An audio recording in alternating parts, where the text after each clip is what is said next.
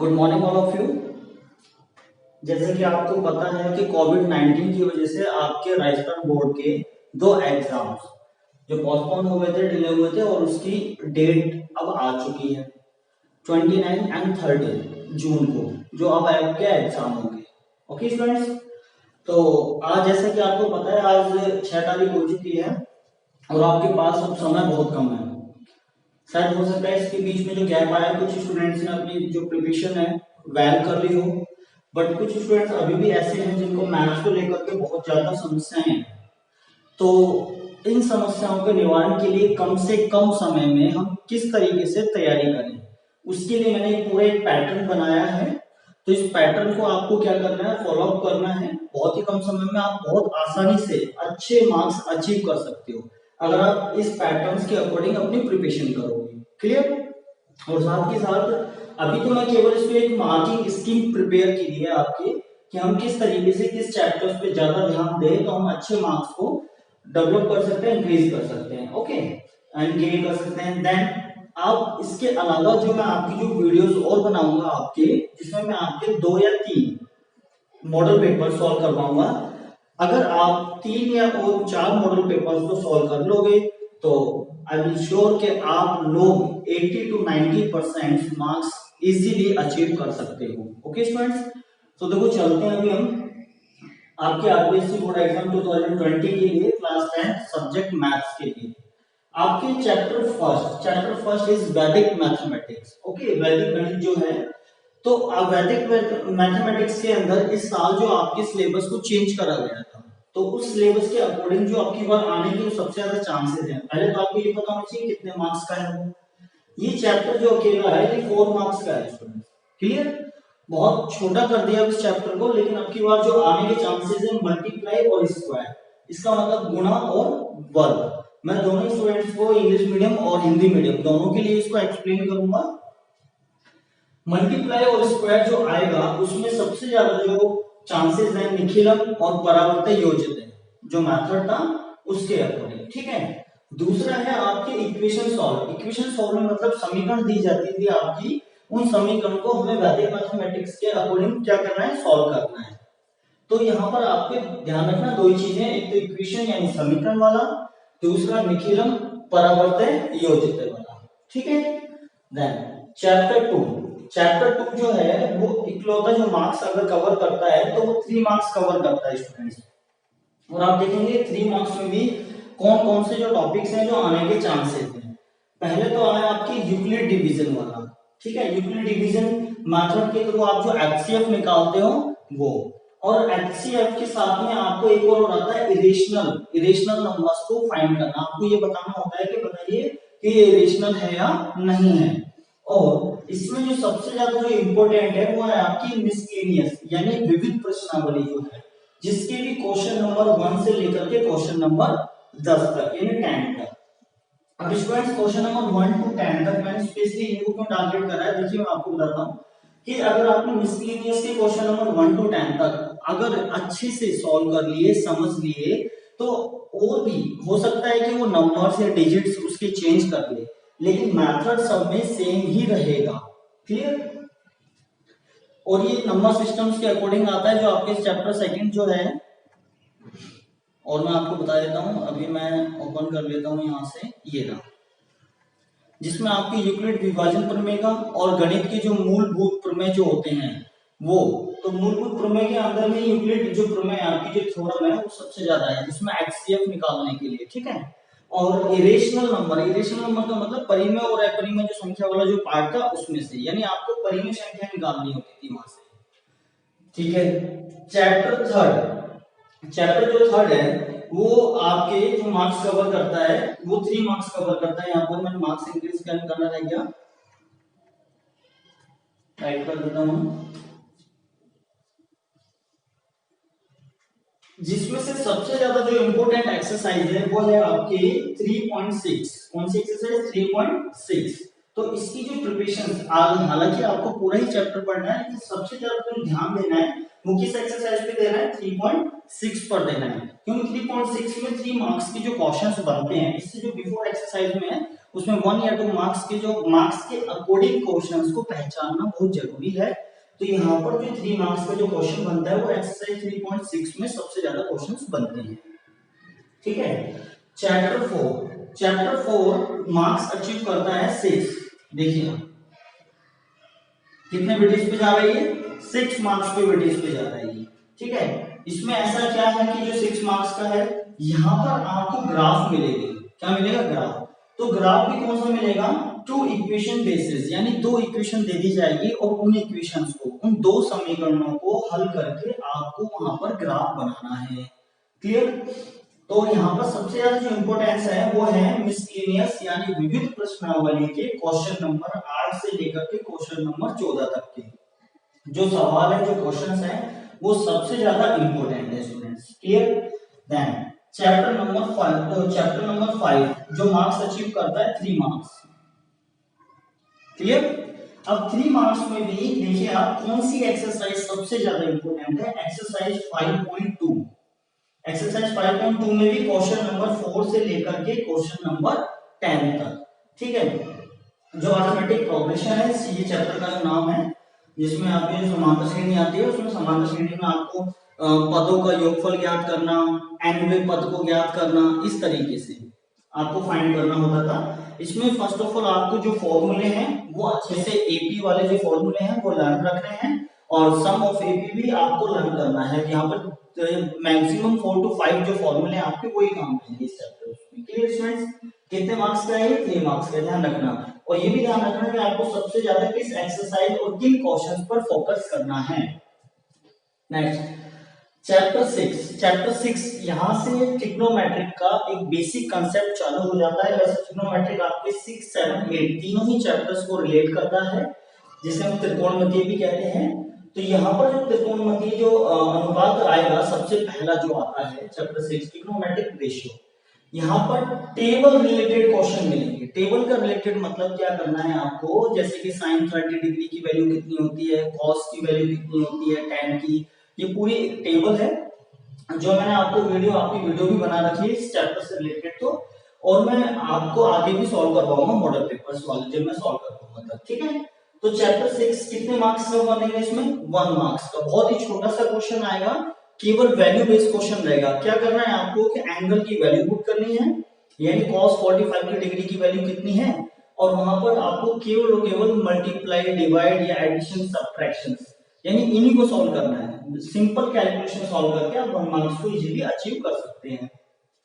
Chapter 7 ये भी trigonometry का ही पार्ट है, जो अकेला अचीव करेगा 6 मार्क्स को, ध्यान रखना। जिसमें से सबसे ज्यादा जो इंपॉर्टेंट है वो है एक्सरसाइज 7.1, क्योंकि इसमें से एक बड़ा क्वेश्चन बनेगा, और इसके भी जो एग्जांपल, इसके 7.2 के जो एग्जांपल्स हैं, उदाहरण हैं, उन पे आपको ज्यादा ध्यान देना है। ठीक है स्टूडेंट्स। और यहाँ पर सबसे पहले आपको क्या है कि ट्रिग्नोमेट्रिक रेशियोज के बाद में जो चैप्टर है इसका नाम है ट्रिग्नोमेट्रिक आइडेंटिटीज। तो यहाँ पर आपको आइडेंटिटीज लर्न होना जरूरी है, like sin square theta plus cos square theta is equal to 1, ये तो 1 बेसिस वाली आ गई। मैंने ये पूरा जो एक्सप्लेन कर रखा है, इसके जो काम आने वाली जो आइडेंटिटीज है वो कौन कौन सी होंगी, और शॉर्ट मेथड भी बता रखा है आपकी वीडियो में। आप जाकर के चैनल पे अपनी वीडियो को चेक कर सकते हो, क्लास 10th आरबीएससी के नाम से आपके। ठीक है। Yes. Chapter 8 is height and distance, ऊंचाई एवं दूरी वाला जो चैप्टर है, ये भी ट्रिग्नोमेट्रिक एनालिसिस करता है।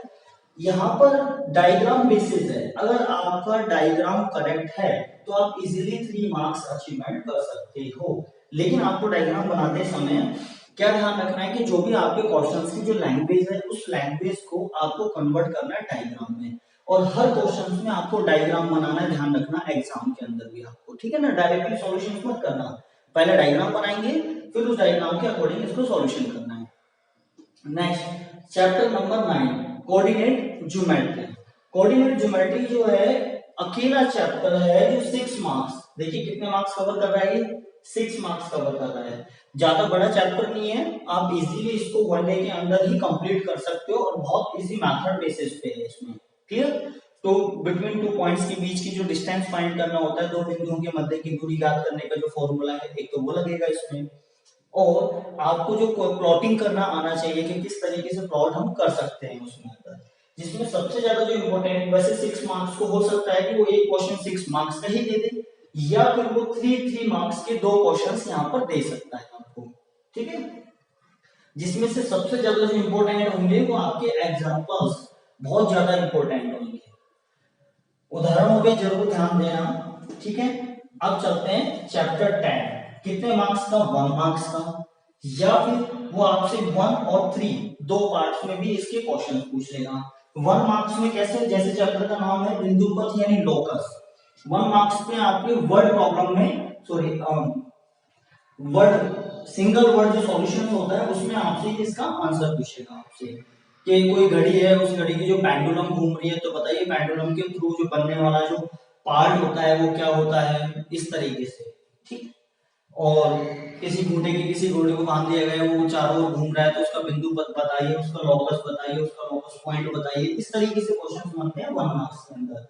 और 3 मार्क्स के अंदर इसकी जो थ्योरम है लोकस की, वो सॉल्व करनी हो सकती है, इस थ्योरम से रिलेटेड कोई भी क्वेश्चन दे सकता है। तो चैप्टर 10 जो हो गया वो आपके या तो 1 मार्क्स का हो गया या फिर 4 मार्क्स में आ जाएगा, 1 एंड 3 में। चैप्टर 11 सिमिलरिटी, चैप्टर 11 सिमिलरिटी यानी समरूपता वाला जो आपके चैप्टर है, इस चैप्टर में थ्योरम्स यानी प्रमेय बहुत सारी हैं, तो इन प्रमेय को ध्यानपूर्वक पढ़ना है, और मैं आपको बताऊंगा आगे आने वाली वीडियो में कि किस तरीके से हम इन प्रमेय यानी थ्योरम्स को आसानी से सॉल्व कर सकते हैं।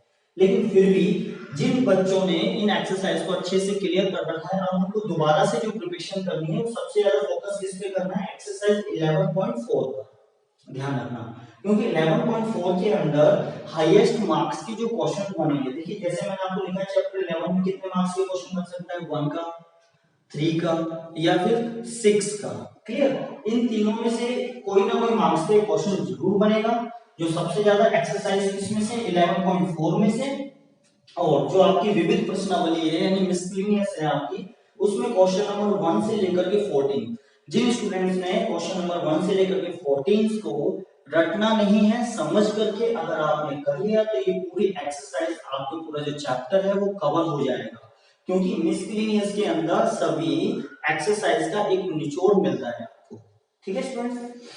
चैप्टर 12 एंड 13 ध्यान रखना, वृत्त और ये वाला जो सर्कल एंड सर्कल टैंजेंट यानी स्पर्श रेखाएं का, तो आपको यहाँ पर वृत्त के लिए पहले पता होनी चाहिए कि वृत्त का जो कैसे क्या क्या होता है, उसमें परिधि क्या होती है, यानी सर्कमफ्रेंस, डायमीटर, रेडियस, कोड, इस तरीके से आपको, ठीक है ना, सेगमेंट्स वगैरह, ये पार्ट तो अलग आ जाएगा क्या, लेकिन और उसके साथ में अगर हम किसी सर्कल्स को टैंजेंट के साथ यानी उसकी स्पर्श रेखाओं के साथ बनाते हैं तो उसकी भी यहाँ पर थ्योरम्स होती हैं, बहुत सारी थ्योरम्स होगी।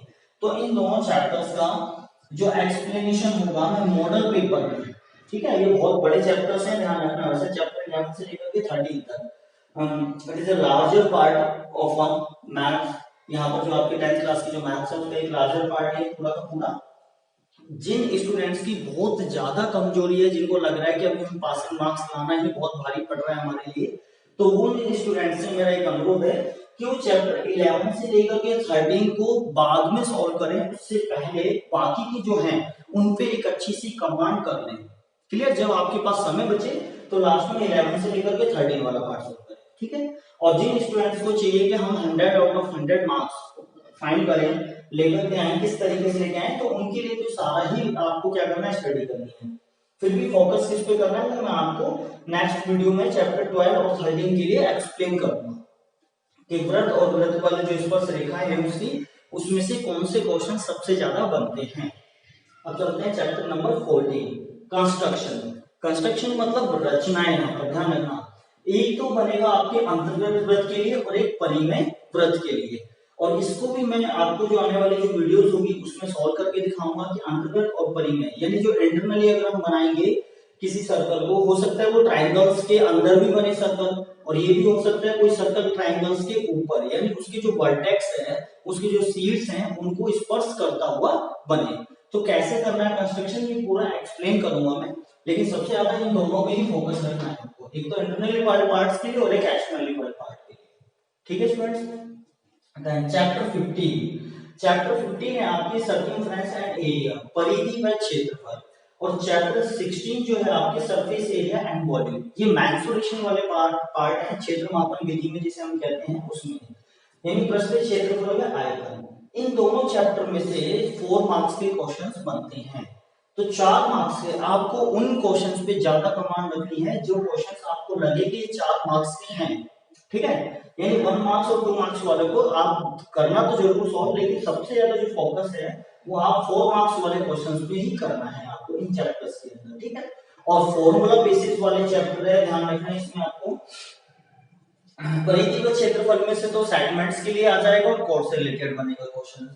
और यहाँ पर जो बनेगा वो किस किस के लिए आपके देखो क्यूब, कोवल्ट, कॉन, सिलेंडर और आपके जो स्फीयर वगैरह ये दे रखे हैं, इनका रिलेटेड क्वेश्चन बनते हैं। तो इन सभी के आपके पहले फॉर्मूले क्या होने चाहिए, लर्न होने चाहिए। अब चैप्टर नंबर नेक्स्ट जो है आपका वो है 70 मेजर्स ऑफ सेंट्रल टेंडेंसी यानी सांख्यिकी। देखो ये चैप्टर अकेला 6 मार्क्स को अचीव करता है, ठीक है। और इसमें एक्सरसाइज जरूर पड़ी है, लेकिन जब आप इसको सॉल्व करोगे तो बहुत आसान काम है, जिसमें से आपके पास सबसे ज्यादा जो चांसेस है वो बनेगा आपके ग्रुप वाले क्वेश्चन, ठीक है। ग्रुप वाले क्वेश्चन कैसे बनते हैं, 0 to 10, 10 to 20, 20 to 30, 30 to 12, इस तरीके से आपको वो दे देगा। अच्छा, इसके अंदर फाइंड क्या क्या करवाता है वो आपसे, माध्य, माध्यक और बहुलक, यानी मीन, मॉड, मीडियन, 3 चीज ही करवाएगा।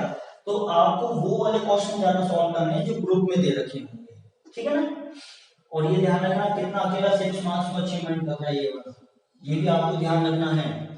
अगर हम कम मेहनत से 6 मार्क्स को अचीव कर सकें यानी एक ही चैप्टर से, तो उस चैप्टर पे हमें ज्यादा फोकस करना चाहिए और ऐसा करना चाहिए उसमें से किसी भी टाइप का कोई भी क्वेश्चंस मिल जाए जो 6 मार्क्स को रिलेट करता हो तो हम उसको आसानी से कर सकें। फिर चैप्टर नंबर 18 प्रोबेबिलिटी, प्रोबेबिलिटी मतलब प्रायिकता आपके, ये अचीव करता है 4 मार्क्स को, क्लियर।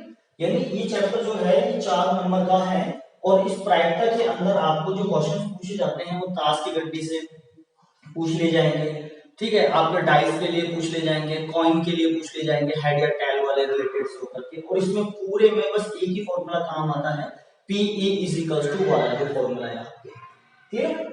बहुत ही सिंपल सा फॉर्मूला है, फेवरेबल आउटकम्स और टोटल आउटकम्स निकालने होते हैं आपको इसमें, ये भी मैं एक्सप्लेन करूंगा आपके मॉडल पेपर के साथ में।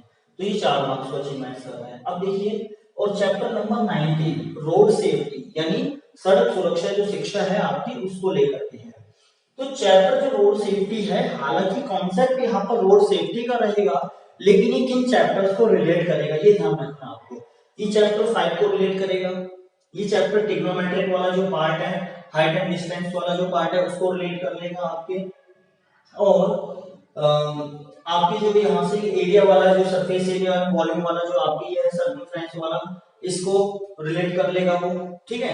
ऐसे पूछ लेता है किसी सर्कल के ऊपर एक ब्लर लगा हुआ है या ट्रैफिक लाइट है, उस ट्रैफिक लाइट के ऊपर एक कैमरा है, LOC के नाम से बोल देगा, ठीक है, वो इतने एरिया को कवर करता है, तो बताइए वो कितने एरिया को कवर करेगा, यानी उसकी हाइट दे देगा, या फिर उस कैमरे की जो जहां तक देख सकता है वहां तक की वो दूरी बता देगा आपको, इस तरीके से। तो क्वेश्चन बनेंगे वो मैं आपको बताऊंगा। ऐसे यहाँ पर देखो आपके चैप्टर नंबर 5 से कैसे रिलेट करेगा ये आपके, कि मान लीजिए ट्रैफिक लाइट्स को, सिग्नल्स को क्रॉस करते हुए जाना है, पहले वाले पे गया तो इतना समय लगा, दूसरे वाले पे गया तो इतना समय लगा, तीसरे वाले पे गया तो इतना समय लगा, यानी वो आपको एक AP बना के दे देगा, अर्थमेटिक जो प्रोग्रेशन की सीरीज बना देगा, वहां तक जाने में 5 मिनट, फिर वहां तक जाने में 10 मिनट, इस तरीके से भी टाइम को भी कवर करके दिखा सकता है। तो आपको ये क्वेश्चन सारे, अगर आपने ये चैप्टर्स कंप्लीट कर रखे हैं तो रोड सेफ्टी आप इजीली कर सकते हैं। तो स्टूडेंट्स, आपको तैयारी करने का अपना जो तरीका है अब बेहतर करना पड़ेगा और नई तकनीकों के साथ में आपको अपनी स्टडी मटेरियल प्रिपेयर करके ही प्रिपरेशन करनी चाहिए, जिससे कि हम कम समय में बहुत ज्यादा फायदा ले सकें। तो आई होप कि आपको ये पूरा जो दिखाई दे रहा होगा और आप इसको वीडियो को पॉज करके इनको नोट डाउन कर लीजिएगा, जिससे कि आपके स्टडी करते समय आपके लिए बहुत आसान काम हो जाए, ठीक है। और स्टूडेंट्स, मैं अभी भी आपसे कह रहा हूं कि जो मॉडल पेपर मैं आपको करवाऊंगा सॉल्व, आप उनको जरूर देखना, उनकी वीडियो को जरूर देखना और उनको टाइम से ही सॉल्व कर लेना। मैं गारंटी देता हूं इस बात की कि आप 80% अबाव जो मार्क्स हैं वो इजीली अचीवमेंट कर सकते हो, अगर आप मेरे अकॉर्डिंग अब मेरे क्या मतलब एक पैटर्न होता है, उस पैटर्न के अकॉर्डिंग जब आप अपने स्टडी मटेरियल को प्रिपेयर करके अपनी प्रिपरेशंस करोगे। ठीक है स्टूडेंट्स, वीडियो अच्छी लगी हो तो प्लीज वीडियो को लाइक करना, सब्सक्राइब करना, और हो सके आपके जितने भी आपके जो सहपाठी हैं, जो क्लासमेट्स हैं, और भी जो स्टूडेंट्स हैं जो कोविड-19 की वजह से अपनी स्टडी प्रॉपर नहीं कर पाए या जिनको पहले अच्छे से स्टडी करने का मौका नहीं मिला, तो मैं उन स्टूडेंट्स को जरूर फॉरवर्ड करने के लिए कहूंगा कि आप उनके पास में इस वीडियो को जरूर फॉरवर्ड करना, जिससे कि वो अपने इस समय का फायदा उठा सकें। Okay, best of luck students.